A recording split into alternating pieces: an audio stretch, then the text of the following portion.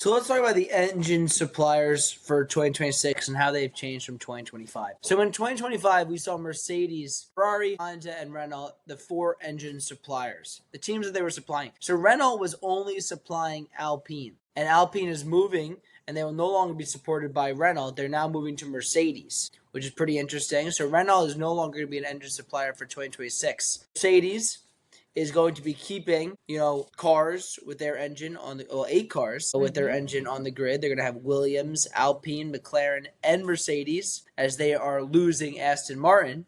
And Aston Martin is going to be picking up the engine supplier of Honda, who would have left if they weren't picked up by Aston Martin, because Red Bull, which formerly used the Honda engine, is now making their own. Another pretty interesting one is Ferrari was the engine supplier, obviously, for themselves. Also, Haas, that's going to stay the same. They were also the engine supplier for Kick Sauber, which is becoming Audi. Audi is now going to make their own engine. But Ferrari's still going to have another car, 2 cars on the grid, as they are going to be supporting Cadillac. So just to sum that up real quick, Ferrari is going to be supplying Cadillac, Haas, and Ferrari. Mercedes will be supporting Mercedes, McLaren, Alpine, and Williams. Red Bull will be supporting themselves and Visa, Cash App, RB, whatever we're calling it, Racing Bulls, whatever they are. Audi is supporting Audi, and Honda is supporting Aston Martin.